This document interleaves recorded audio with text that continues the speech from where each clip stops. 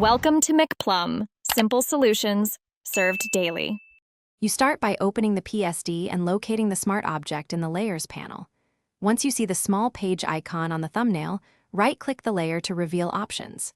First actionable step: choose Convert to Layer if available, or choose Replace Contents to swap the embedded file.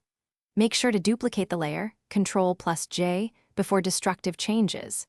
This preserves the original and lets you test removal without losing editable source data. It's a quick safety step you should not skip.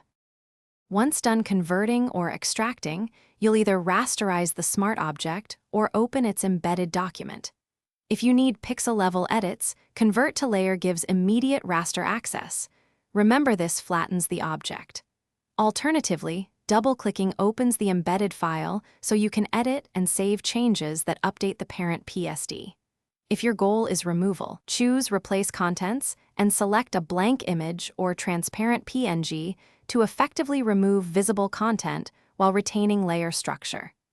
Make sure to save the embedded file and return to finish. Clean up any remaining masks, smart filters, or layer styles that reference the original smart object. Right-click and remove those elements. Once clean, save the PSD under a new name so your original is preserved. If the smart object was linked rather than embedded, unlink or relink files to avoid future reintroductions. Troubleshooting tip: if remnants persist, inspect layer masks and hidden linked files.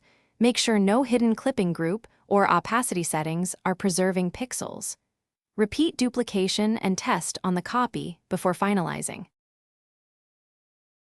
Thanks for watching. Stay juicy and subscribe.